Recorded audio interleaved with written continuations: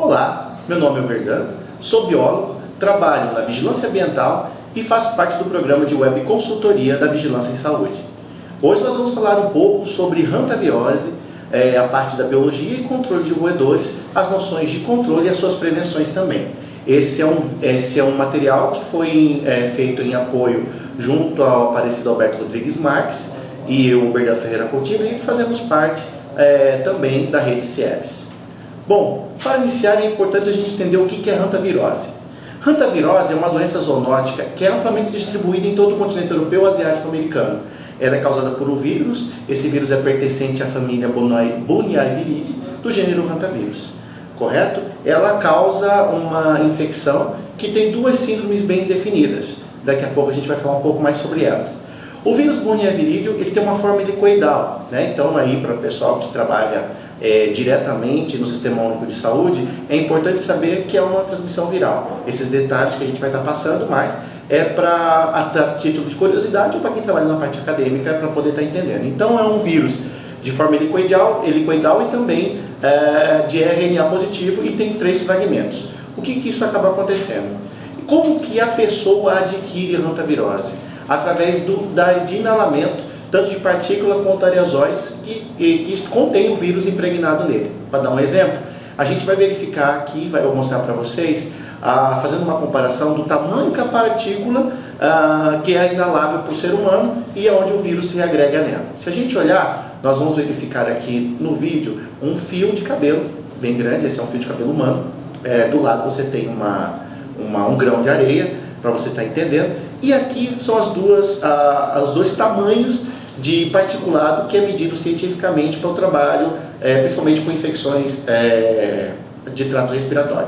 Então o PM2,5, onde você tem a partícula orgânica de 2,5 micrômetros, essa já é pequena, mas existe o PM10, que é o particulado número 10, e é nesse particulado, que é bem menor, se a gente mostrar aqui para vocês o tamanho do PM10, que já é pequeno em relação ao fio de cabelo, e ainda o PM10 é menor que isso, é aí em que o vírus fica agregado, né? E é dessa maneira que ele chega até o nível de alvéolo pulmonar. Então ele entra pelo trato respiratório, passa por toda essa proteção e chega a nível de alvéolo. É dessa maneira que o vírus agregado a esse particulado é que acaba chegando a nível de alvéolo pulmonar. Como é feito então o contágio da hantavirose?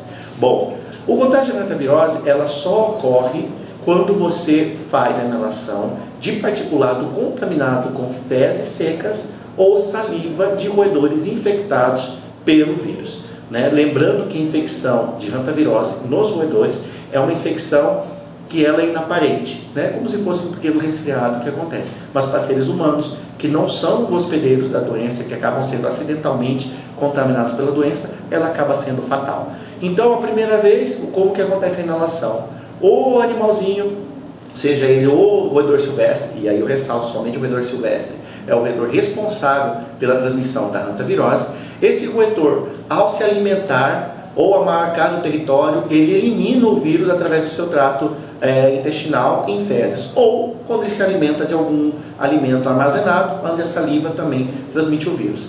Ao que acaba acontecendo, essa secreção ou essas fezes secas, elas se transformam em aerosol, que é o particulado que acaba sendo inalado pelo ser humano. E aí, ao fazer movimentos de limpeza, ou está trabalhando com sacaria, ou está trabalhando com qualquer coisa que levanta poeira, é aí nesse momento em que a pessoa adquire o vírus da hantavirose, correto?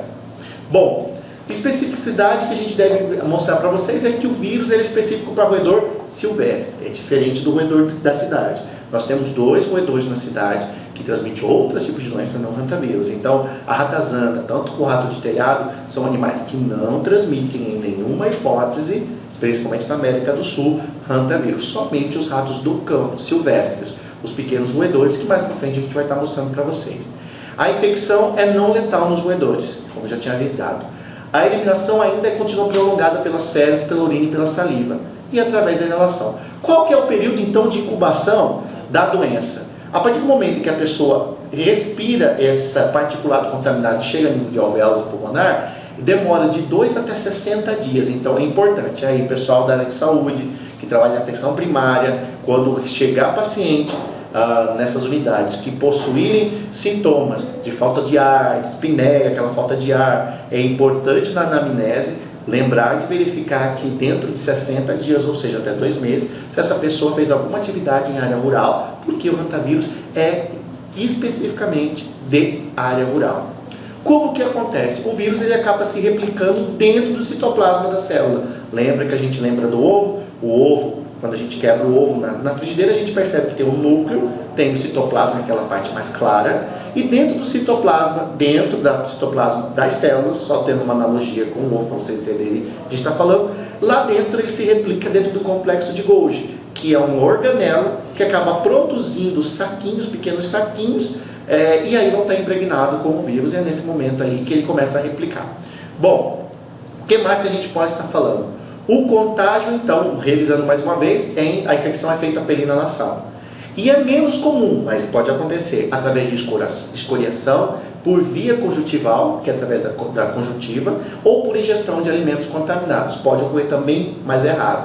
E há um relato só na literatura até o momento, de transmissão humano a humano, que ocorreu com um vírus da espécie Andes, aqui na América do Sul, e isso foi dentro de um hospital, foi uma infecção intra-hospitalar, mas nunca mais ocorreu, então a gente considera aí 99,99% dos casos somente contágio por inalação. Muito raro acontecer transmissão homem a homem. Bom, o que o hantavírus causa? Quais são as doenças que o hantavírus causa? São 2 síndromes. A síndrome cardiopulmonar aguda, que ela é febril, grave, tem alta taxa de letalidade, chega a uma média de 50% no Mato Grosso, é essa síndrome que ocorre no Brasil como um todo. E a febre hemorrágica com síndrome renal, que acontece na Ásia, não acontece na América do Sul. Então, lembrando, a síndrome, aí, profissional de saúde, pessoas que trabalham no sistema de saúde, é bom entender que a síndrome cardiopulmonar, ela ocorre no Brasil, principalmente no Mato Grosso, nas regiões onde nós já temos apresentando casos de hantavírus, que apresenta por uma síndrome que ocorre cardiopulmonar, onde apresenta-se dispneia, febre e outras informações aí, que a gente não pode esquecer de complementar com o vídeo da professora Alba, que já foi gravado aí para vocês darem uma olhada sobre a parte clínica e epidemiológica. Lembrando em consideração, a gente lembrar, não é nunca importante revisar, o que a síndrome cardiopulmonar causa? Ela causa parada respiratória por infiltrado pulmonar intersticial, ou seja, o vírus ele causa uma migração de líquido para dentro do pulmão e o pulmão começa a se encher e o paciente acaba se afogando no próprio líquido do corpo. Então é importante a gente verificar. Aqui a gente tem uma imagem onde nós mostramos do dia 20 até o dia 30 de 99 de um paciente, a evolução do paciente que começou com a dispneia fraca. Você percebe aqui no dia 22/6 que o pulmão dele já está quase todo lotado de líquido. Depois, no dia 27/6 de 99, já regredindo até com que ele levou a cura aí por hantavírus. Bom, então, como eu disse para vocês, essa é uma imagem de um corte epitelial onde a gente mostra como que acontece o edema na pneumonia intersticial por edema líquido através do vírus. Então, essa é uma imagem para vocês terem em verificação. Bom, o que é principal ponto importante para trabalhar com hantavirose? Você que mora na região médio-norte do estado de Mato Grosso, vocês que moram em regiões que já ocorreram casos, ou regiões que tenham plantações de grãos ou cana-de-açúcar, é importante trabalhar com proteção. Do que nós estamos falando? Estamos falando de uma proteção complexa, aquelas coisas que aparecem em filme? Não. Nós estamos falando de proteções simples. Entre elas, importante mostrar para vocês, a luva. A luva em ambiente rural, principalmente em ambiente fechado, seja silo, seja lugar de armazenagem, onde você vai fazer o plantio, é importante você estar utilizando a luva de proteção. E outro que é importante mostrar para vocês é essa máscara azul que vocês estão vendo, e aí é importante, pegue um canetinho aí para anotar, que a gente vai estar falando para vocês, é a máscara PFF3. Ah, pode ser a 1, pode ser a 2? Não. É a PFF3 porque ela tem nível 3 para proteção contra fumos e fumaça. Então é nesse nível que é o particulado. Lembra que eu mostrei para vocês anteriormente, o particulado PM10 é nesse momento em que você deve proteger contra esse particulado. E somente a máscara PFF3, ou considerada como máscara P3, existem várias marcas no mercado e o preço dela aí também não é muito caro, é importante que seja CPI utilizado. Tendo máscara e tendo a luva, você está protegido contra a infecção de hantavírus. Bom, E como que acontece então a epidemiologia, a ecologia desse vírus roedor? Bom, primeiro a gente vai mostrar para vocês como que ocorre isso em toda a América, né? Ou seja, do sul, do norte e a central. Se vocês perceberem, no Brasil a gente tem um animalzinho chamado Oligorízomes, que ocorre embaixo do Equador, depois debaixo do Trópico de Capricórnio, nessa margem mais azulada aqui, o Oligorízomes. Esse animal é um dos transmissores principais de alguns vírus, que eu vou falar para vocês os nomes de cada vírus para vocês, que ocorre na América do Sul, no Mato Grosso principalmente também nós temos essa transmissão. O Necromis lasiurus, que mudou de nome, agora ele é o Bolomes, esse animal também ocorre na América do Sul, e nós temos aqui na América do Sul, focando mais na América do Sul, nós temos então também o Oryzomys e o Calomes, que é outro bichinho, esse bichinho não vamos falar dele, o Calomes, que é um dos responsáveis pela transmissão da rotavírus aqui no estado de Mato Grosso. Bom, no Brasil nós temos vários vírus, então é importante mostrar para vocês. Na classe 1A, que é o Oligorízomes, que ele ocorre tanto no Mato Grosso quanto ocorre no Pará, tem um vírus que foi isolado no Pará, conhecido como Castelo dos Sonhos. Esse vírus que batizou pelo nome do lugar, Castelo dos Sonhos, então o nome do vírus ficou Castelo dos Sonhos. O Oligorízomes mugini, ele é responsável pela transmissão desse vírus. Foi outro vírus identificado aqui em Campo Novo do Parecis, em Tangará da Serra, que é o vírus Laguna Negra, transmitido pelo Calomes calosus, que é um outro roedorzinho silvestre que se alimenta principalmente de plantações um pouco mais altas, que transmite essa doença. E aí nós temos outros vírus que estão passando, que ocorrem no Brasil como um todo, como lá no Maranhão a gente tem o Anajuba, Anajatatuba, nós temos do vírus o Rio Mearim, que também ocorre no Maranhão, nós temos o Araraquara em São Paulo e o Juquitiba também em São Paulo, que são as variantes dos vírus que nós temos aí. Bom, no Mato Grosso, de 99 a 2014, nós tivemos uma série de casos. Se a gente prestar atenção aqui no mapa que eu estou mostrando para vocês, o médio norte do estado de Mato Grosso é o mais responsável pela quantidade de casos. Mas isso não significa que é só lá o local. Todo local do estado de Mato Grosso que tem a plantação de grãos ou cana-de-açúcar é um lugar potencial para a transmissão da hantavirose. Então é importante nós termos casos no médio norte. E no ano de 2014 nós apresentamos 2 municípios com uma expansão, com casos novos onde não ocorria antes. Um deles é Lucas do Rio Verde e o outro é Santa Rita do Trivelato, que foram 2 municípios que já estão se aproximando do centro do Mato Grosso. Não é só o médio norte, mas o centro e o norte do estado. Então, toda onde a fronteira agrícola do estado de Mato Grosso está se expandindo, também o rotavírus está acompanhando essa expansão. Casos por município de provável infecção, nós temos então aí um quadro, uma tabela que mostra para vocês o ano 2012, 2013 e 2014. Então nós tivemos aí 58 casos no estado de Mato Grosso em 2012, 114 em 2013 e 18 até o momento, até aqui o mês de setembro, que nós estamos fazendo o vídeo, para vocês entenderem que é uma média de 14 ou 18 casos ocorrendo neste ano. Então, somando até o momento, nós estamos com 190 casos de 2012 até 2014. São um grande número de casos. Outro ponto importante é dizer que no ano de 2006 nós tivemos a maior quantidade de casos de rotavírus no estado de Mato Grosso, sendo Mato Grosso responsável por mais de 50% dos casos do Brasil, sendo que aqui no Mato Grosso o município que mais teve casos foi o município de Campo Novo do Parecis, e em 2006 foi com que a equipe da Secretaria Estadual de Saúde, junto com a Fiocruz, implantou um programa e também fizeram a pesquisa para isolamento viral, e aí nós temos aí o Aparecido Alberto, que é o Cidão, que trabalha no CIEVS, que é a nossa referência ainda no negócio, como também a professora Alba Valéria e uma série de outros profissionais que participaram dessa pesquisa e hoje são responsáveis aí pelas informações que nós temos hoje para poder estar orientando melhor o estado de Mato Grosso. Então 2006 foi um ano atípico e aí nos anos anteriores nós tivemos uma média de 20 a 22 casos por ano, sendo 2010 um ano com menor número de casos, 2011, um ano com menor número de casos, mas não significa que talvez nós passamos batido aí por algum registro.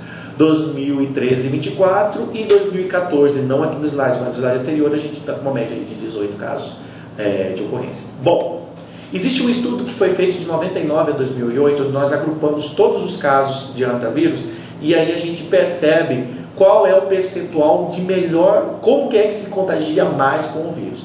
Então, dos 130 casos que foram estudados de 99 a 2008, 90% desses casos foi contato direto com o roedor. Então, importante, Não é contato, não é pegar o bichinho, não é esfregar o bichinho na cara. O que é o contato com o roedor? Viu fezes ou sinais dos roedores silvestres e essa pessoa provavelmente se contaminou.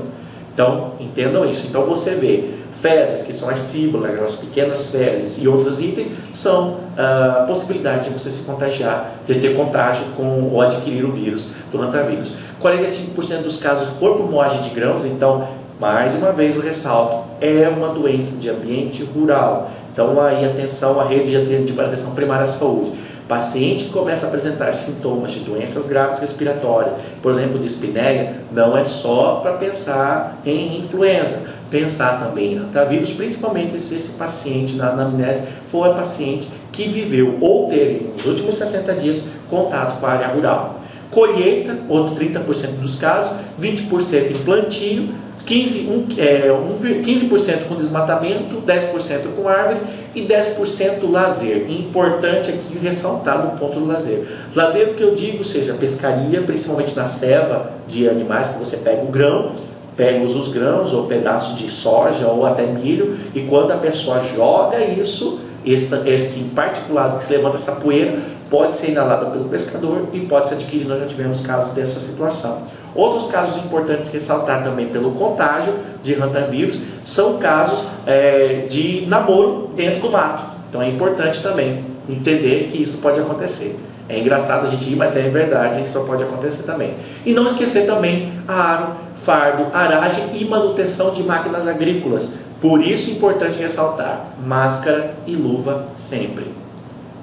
Quais são os roedores então que ocorrem no estado de Mato Grosso? Bom, nós vamos mostrar para vocês uma tabela que foi o estudo originário desse estudo que iniciou em 2006. Nós temos de 2001 a coleta e a frequência de captura. Então nós tivemos no município de Tangará da Serra em 2001, 38% da captura foi de calomes.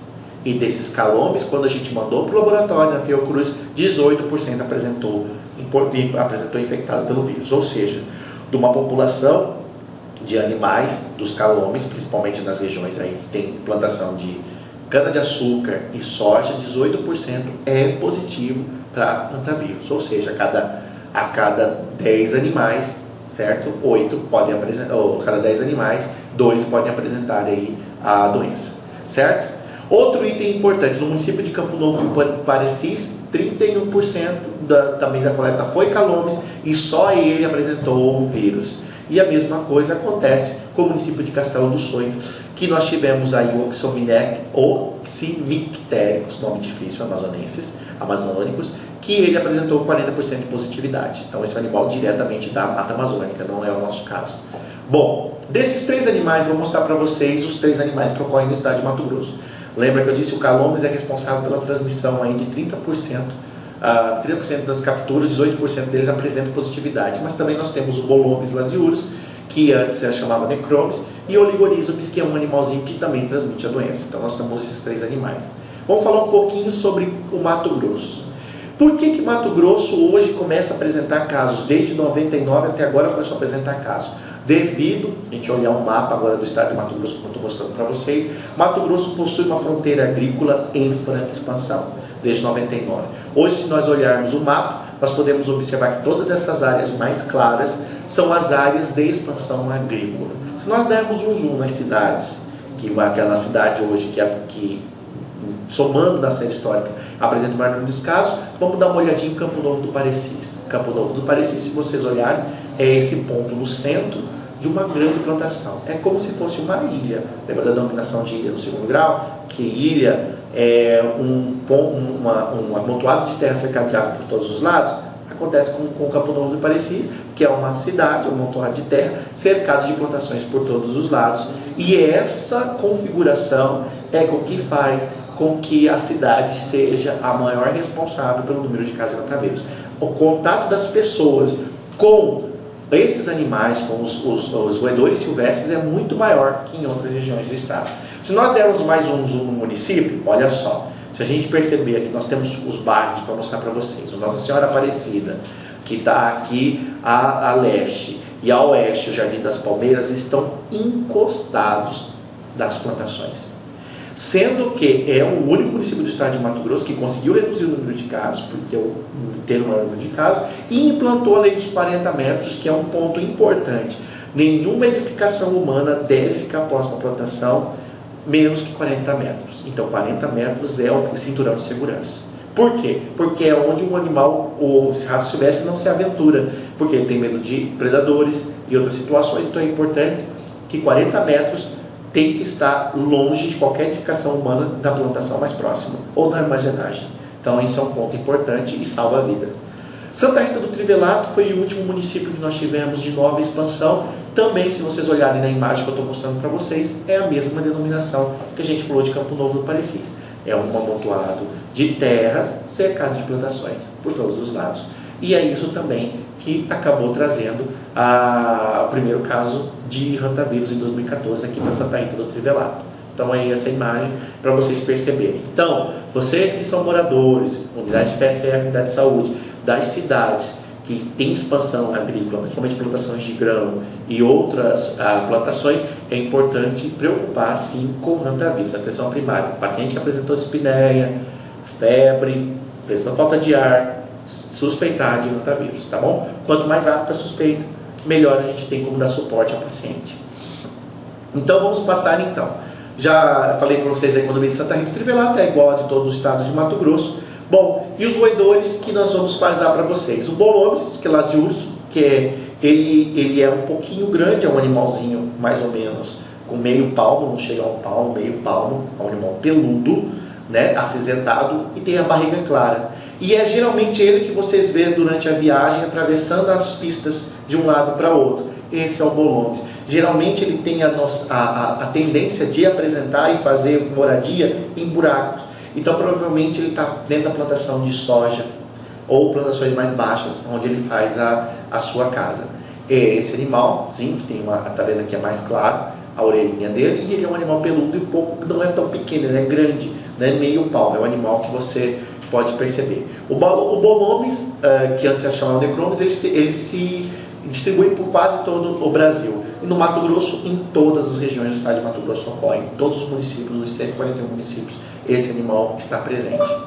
É importante a gente verificar também que na família Rodente Amonide nós temos um outro animal, que esse 18% de todos que foram encontrados possuem o vírus, é o Calomes calosus. O nome dele é interessante, que Calomes, ele é pequeno, o rabo é muito comprido, então a tendência é que ele seja pequeno e o rabo comprido. E esse rabo comprido, diferente dos outros animais, possui calo.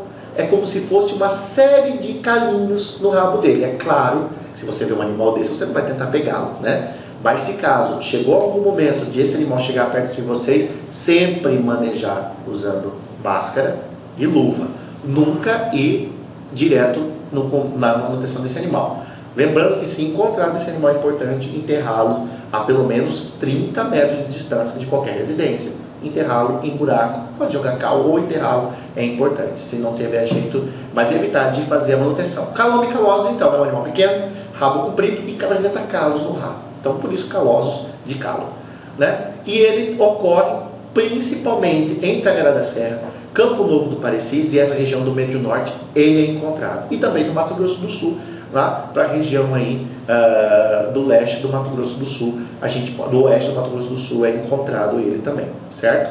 É um animal cinza, como eu apresentei para vocês, e a dica diferencial do outro é que ele é um animal pequeno, rabo comprido e possui muitos calos no rabo. O terceiro gênero, e ocorre no Brasil inteiro, não tem município do Brasil que não ocorre, inclusive na Mata Amazônica também é um animal que possui.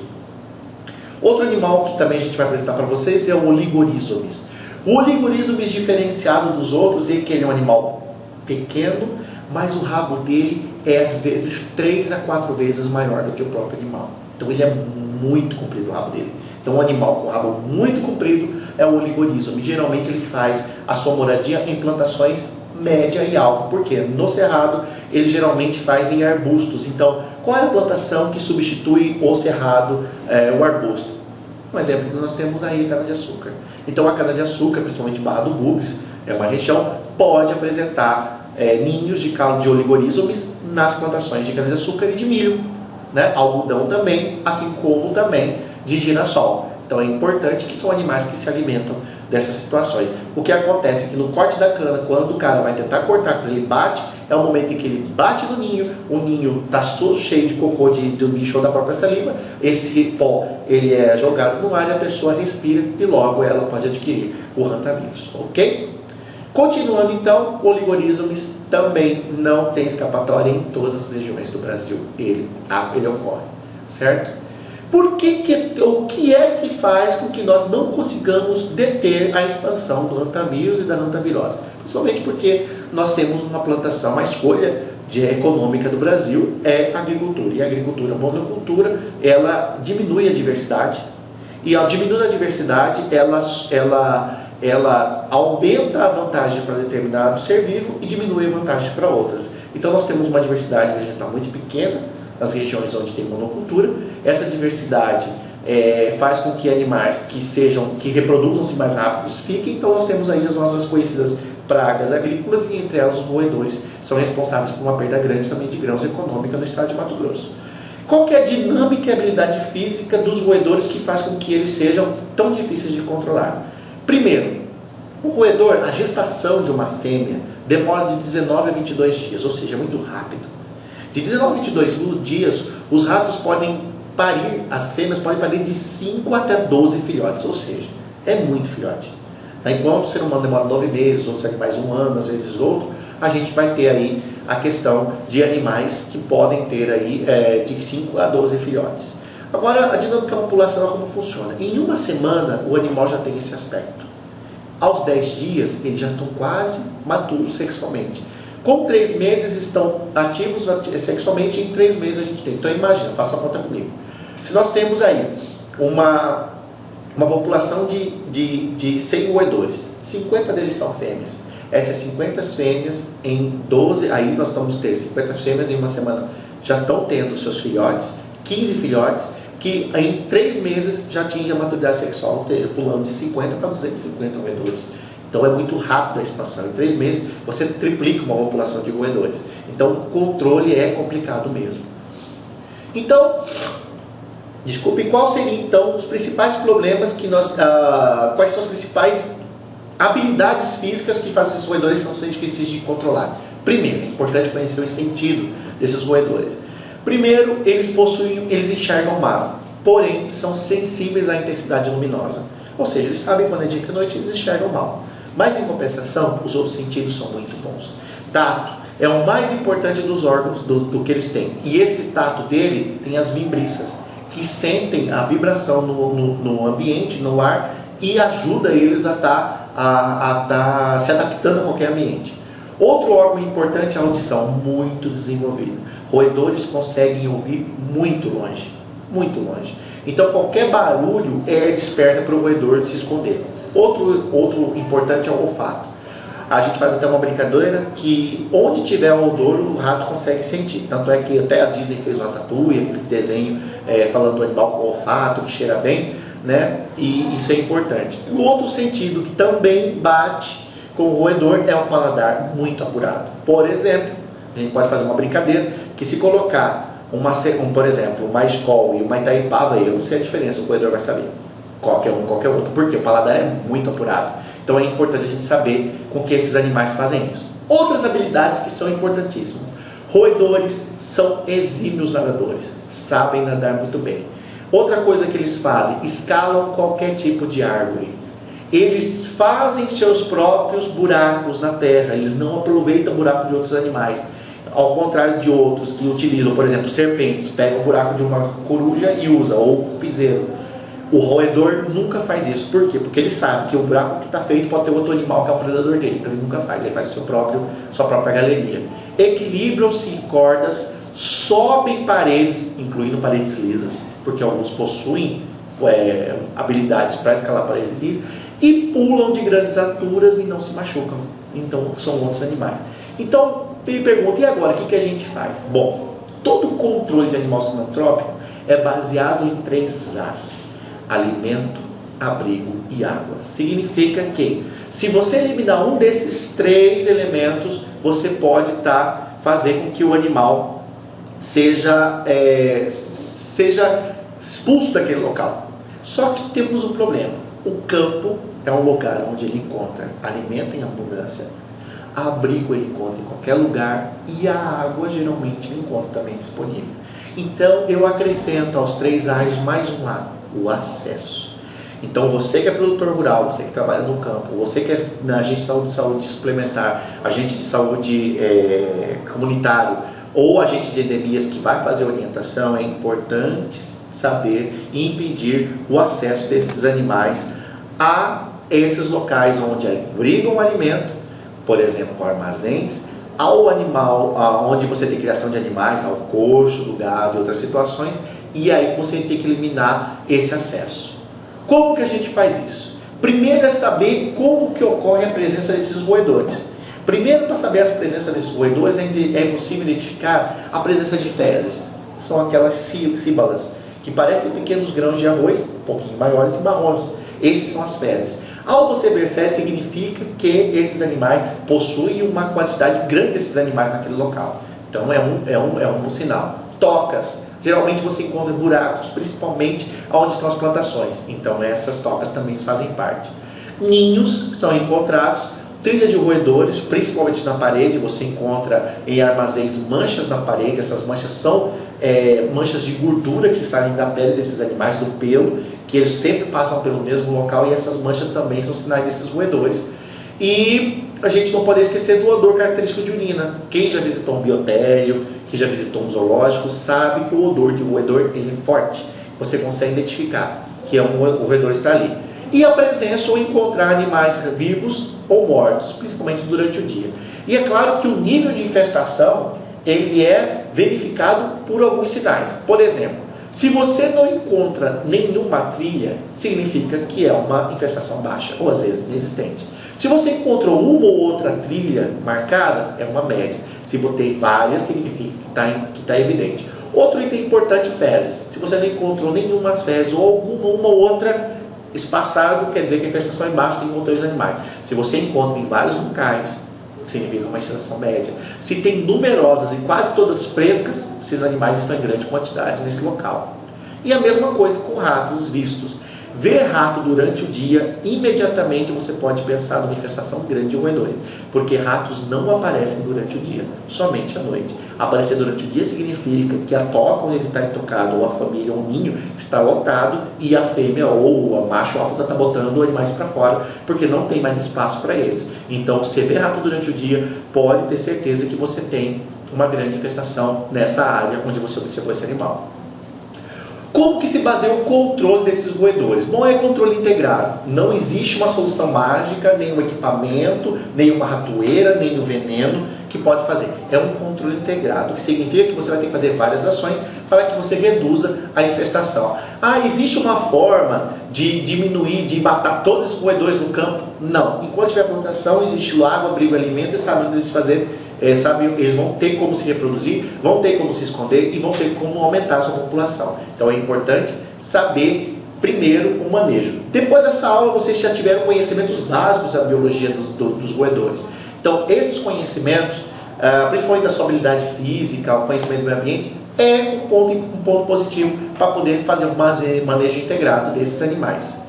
Bom, primeira coisa, para um manejo integrado, você aí que é agente de endemias, ou você que trabalha com a vigilância ambiental, ou até com epidemiologia, ou de uma unidade de saúde que está tendo esse problema, é importante, primeira coisa, ir ao local fazer uma inspeção. Essa inspeção você tem que sempre, lembrando, nossa máscara e utilizando a luva, nós vamos inspecionar a área, verificando aqueles sinais que vão estar na apresentação que vocês podem estar baixando na internet, que vai ter os sinais da presença ou não desses roedores. Então essa inspeção deve ser controlada para levantar as informações e dados a respeito da situação que se encontra naquele local, para rever medidas a ser tomadas. Então, locais onde tiveram o primeiro caso de hantavírus, vocês tiveram um caso de hantavírus na sua cidade, né? Esse caso aconteceu, a vigilância precisa ir até o local, verificar o nível e a inspeção. Depois que a inspeção é feita, identifica-se qual é a espécie infectante. Se for no caso de hantavírus, automaticamente você sabe que é um animal de campo. Se aconteceu o caso, ou o caso de leptospirose, ou outra doença transmitida por roedores de cidade, você vai saber quais são as espécies que estão ocorrendo. Roedores na cidade, nós temos somente 3 espécies. Ratazana, que é o ratos novérgicos, ratos de telhado, que são rato preto ou ratos, e o outro, que é um conhecido pequenininho, camundongo, que é um musmúsculos. No campo, nós vamos ter roedores silvestres, mas também pode ser encontrado tanto o ratazana quanto o rato no campo silvestre. Mas nunca você vai encontrar um silvestre na cidade, certo? Outro ponto, medidas corretivas, principalmente a antirratização. Vou apresentar algumas medidas. Primeira medida é impedir o acesso dele à comida, ou o abrigo ou à água. Por isso é importante tampar as caixas d'água, guardar os alimentos muito bem guardados, longe do solo, distante da parede. Essas são algumas medidas corretivas que nós vamos aqui à frente mostrar mais. E a desratização, nós temos uma várias série de formas de desratizar, que a gente vai mostrar para vocês aí, aqui adiante. Bom, para que a antirratização funcione é necessário, primeiro, coleta de lixo. O lixo deve ser indisponível para esses animais, não pode ter lixo, porque o lixo ele acaba trazendo uma possibilidade do animal se alimentar. Então o lixo não pode estar disponível. Aprimorar a utilização de aterro sanitário, principalmente distante de habitações humanas. Outro item, participação da comunidade no controle e prevenção, principalmente a moradia da população. Evitar deixar frestas, o lixo sempre armazenado, e no final da apresentação a gente vai ter uma imagem que vai representar bem isso. E a eliminação de meios que propiciem os roedores o acesso ao alimento, o abrigo e a água. Isso é muito importante sempre. Então, lembrando os 3A, impedir o acesso à água, abrigo e alimento, esses animais acabam deixando de aparecer nesse local. Cuidado, né? Olha que imagem interessante. Os roedores, quando a gente está fora e deixa alimentos livre, em cima da mesa, os roedores podem atacar. Tá vendo as imagens aqui das fezes deles? São essas fezes que os roedores fazem. Todo roedor, quando se alimenta, ele também faz a sua, defeca e gera as fezes. E é nesse momento em que ele está eliminando o vírus. Por isso é importante com que a gente entenda isso.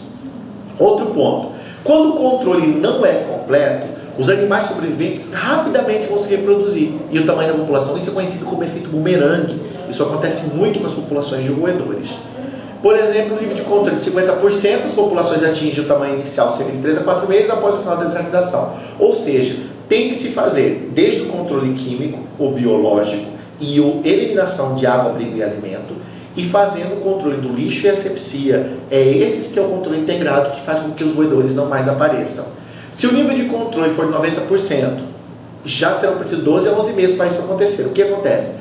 Se 50% da população foi eliminada, em 4 meses você tem o mesmo nível. Se 90% foi eliminada, em 12 meses volta a população inicial. Isso é conhecido como efeito bumerangue. Por isso, ressalto mais uma vez, que ações de controle dos roedores devem ter um caráter permanente e não sofrer interrupções até o controle total, a eliminação total daqueles animais ali. Porque senão eles retornam e às vezes até dobram a população original. Como eu já falei do efeito bumerangue, nós vamos falar então de outro assunto. Então vamos direto então para o nosso... tá aqui, isso aqui é importante. É importante que, principalmente vocês que são gestores municipais, existe uma campanha que eu possa fazer de controle de roedores? Não, campanhas são contraindicadas, porque campanhas elas são pontuais, utilizam determinados momentos e elas, para fazer o controle de roedores é preciso a vigilância sanitária, a vigilância epidemiológica, a atenção primária, a área de agricultura, a própria Secretaria de Meio Ambiente Municipal de Meio Ambiente, estarem unidas para o controle de roedores. Se isso é feito por uma vez a cada um ano, isso aí não funciona e na verdade você pode até aumentar pelo efeito bumerangue a quantidade de roedores. Então é importante controle integrado. Bom, a desratização compreende 3 formas então. Tem os métodos mecânicos, que são as botoeiras e as gaiolas, os métodos biológicos, que são os animais que se alimentam de roedores, e os métodos químicos, que é o uso de raticida. A desratização deve ser acompanhada de medidas de saneamento e evitar a disseminação da população de roedores, isso é sempre importante.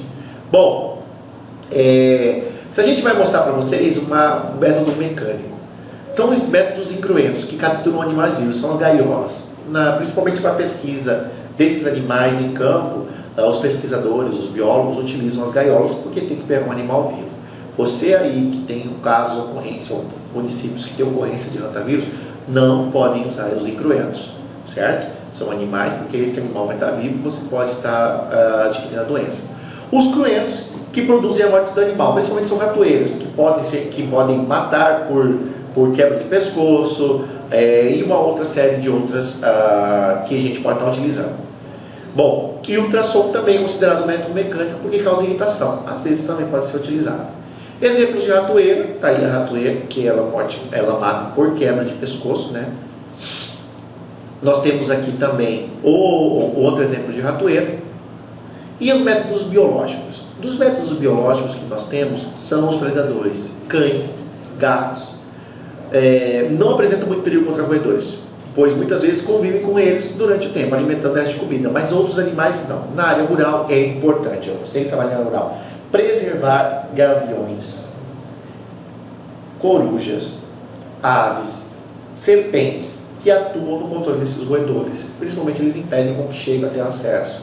E existem algumas bactérias também que são utilizadas, mas é uma fase experimental e tem apresentado resultados positivos. Então esses são os nossos parceiros aí na luta contra os roedores silvestres que podem transmitir a hantavirose, né? Esses animais devem ser preservados, são animais que, se possível, cevados para trazer o mais para próximo da fazenda, são animais que vão impedir com que os roedores se aproximem da fazenda. Métodos químicos que são utilizados, alguns raticidas agudos, que são proibidos, alguns por lei, provocam morte em 24 horas após a ingestão. E essa morte, por exemplo, o fluocetato de sódio, que é o composto 1080, que possui dose elevada, ele provoca morte, assim como estricnina, arseno, alfanaftil, tiureia, e a maioria deles pode causar morte por hemorragia interna. Isso causa sede no animal. Causando sede no animal, o animal procura um corpo d'água, provavelmente uma caixa d'água. Então, por isso é importante, ao fazer uma desratização com produtos químicos, todos os locais onde você armazena água, que você pode utilizar, devem estar disponíveis ao acesso desse animal. Porque ele pode, e ele vai procurar, porque ele vai sentir muita sede ao ser envenenado, esses corpos d'água, e provavelmente ele pode cair, causando aí a contaminação da água, que não é transmissão para hantavírus, mas pode transmitir outras doenças aí, que é pelo próprio apodrecimento do animal dentro desse corpo d'água. Outros azedicidas crônicos, que são aqueles que demoram para matar, que provocam a morte do roedor em alguns dias, esses aí que são os exemplos que são largamente utilizados no mundo, principalmente aqueles que causam a hemorragia interna. E o antídoto aí é a vitamina K, que ela pode ser injetável nessas situações. Vamos dar uns exemplos de métodos químicos. Existem também alguns esterilizantes químicos que esterilizam o animal, para que não deixam que ele possa reproduzir. E existem também as iscas, para que atos demores não causem envenenamento, que a gente acaba capturando ele. Então, vou mostrar para vocês algum exemplo. Por exemplo, o nitrosin é um granulado que é vendido no mercado, é um raticida, eficaz contra a água, mas é um veneno também. Tem que tomar aquelas orientações que eu já disse para vocês. O manurat, que é um outro tipo também de raticida. E também tem os portas-iscas, que podem ser servidos para fazer a ratização química e que protegem tanto crianças quanto animais do acesso também a esse veneno. Então vamos dar um exemplo para vocês que nós temos aí. Então, veneno pode ser colocado dentro de uma estação rateira dessa, que você pode adquirir no mercado, ou em gaiolas como essa, por quê? Porque aí o veneno fica dentro e fica disponível tanto para criança quanto para animais domésticos ao acesso, que também pode se envenenar. Por isso o controle químico tem que ser muito bem cuidado, para que não ocorra envenenamentos acidentais e atinja outros animais ou até outros seres vivos que não seja o alvo do controle. E esse é o slide que eu queria mostrar para vocês. Esse slide representa bem o trabalho de proteção que a gente deve fazer para impedir com que a gente seja infectado por hantavírus.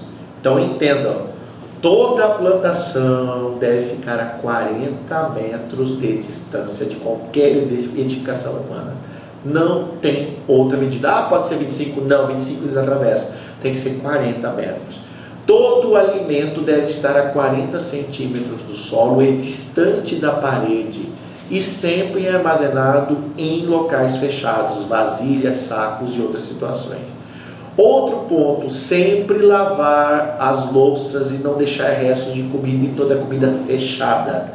lixo deve ser enterrado, ou se você mora em região rural, onde existe a coleta de lixo, esse lixo deve estar também a 40 centímetros de distância do solo. Lenha, nunca guardar dentro de casa, a lenha também fora. Não esquecer que nós podemos utilizar as rateiras, que são folhas tanto de PVC quanto de Flandres em formato de saia, nos pés que dão acesso à plataforma onde você vai guardar tanto o alimento quanto a lenha. Ela impede que os roedores consigam acessar, então é importante colocar também. Toda vez que for entrar em ambientes fechados, utilizar máscara PFF3, a máscara PFF3 e luvas. Nunca dormir em ambientes em sacarias, nunca dormir embaixo da colheitadeira, nem limpar as máquinas agrícolas sem estar usando a máscara e a luva. Sempre limpar o coxo dos animais, nunca deixar resto de comida para que os animais acessem. E essa aqui vai ficar para vocês, essa imagem é importante vocês reproduzirem, prestar atenção, que esses são os métodos eficazes e comprovados para que você tenha proteção contra roedores que possam transmitir a hantavirose, que é uma doença letal. Aqui são algumas referências de materiais que vocês podem estar procurando na internet, a qual baseei para fazer as apresentações, né? E nunca se esqueçam, quando o gato sai, os ratos fazem a festa. Então, sempre ter um gatinho aí, sempre estar cuidando para que nós não tenhamos aí a transmissão da hantavirose. Tá bom? A todos, então, até a nossa próxima aula. E qualquer dúvida, podem estar entrando em contato com a gente pelos números, pelo Notifica, o CIES.bt.gov.br, pelo nosso 0800 647 1201, ou ligando aqui no Núcleo de Vigilância e Saúde Ambiental, no número 3661-3559. Então, muito obrigado a vocês e até a nossa próxima webconferência. Adeus!